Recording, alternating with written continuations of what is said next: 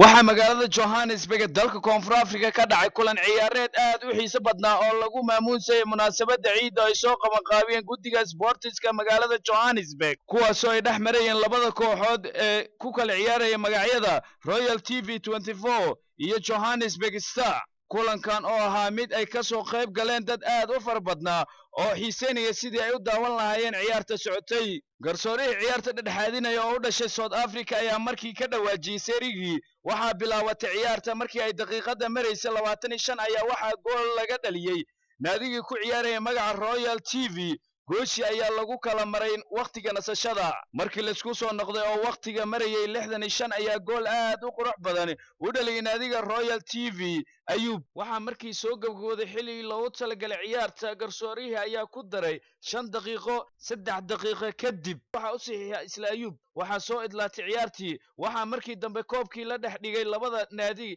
la gudoonsiyay kooxda Royal TV naadiga Johannesburg Star ayaa iyagana helay bilado ay siiyeen guddiga sportiska magaalada Johannesburg waxa isagana bilad helay ayub oo markii loo doortay inuu ahaa xidiga kulanka ugu fiicnaa xagga ciyaarta Royal TV ayaa la hadlay ayub una sheegay inuu ku faraxsan yahay bilada uu helay waa kana ayub asagoo ka hadlay arrimahaas oo idil man of the match kay guushan gaarnay anaga team work inuu dhex jirtay dadaal dheerina muujinaynay dadaalkaas oo ahayd inaan koobkan ku guuleysano oo ciyaar wanaagsan oo fair play aan uga dheelno Johannesburg taasoo nagu suuragelisay anoo jeedin man of the match top scorer meesha aan ka qaato ayagoo nimanka walaalahayga oo ciyaartooyda la jirtana aad ay isku la dadaaleynay aan isla ciyaareynay oo ciyaar fiican aan muujinay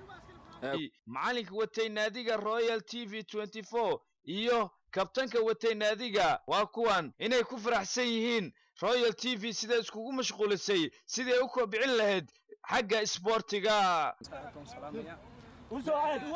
maanta waxay ahayd maalin farxadeed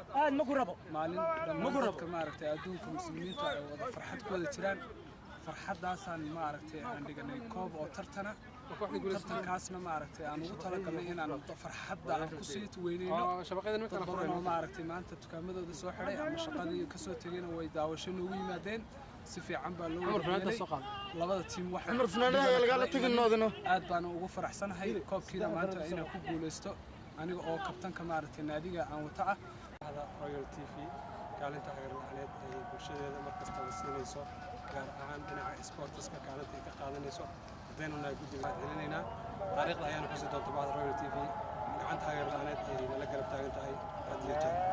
maxamuud cabdullaahi xuseen aboke xafiis wareedka TV-ga caalamiga Royal 24 magaalada Johannesburg ee dalka Koonfur Afrika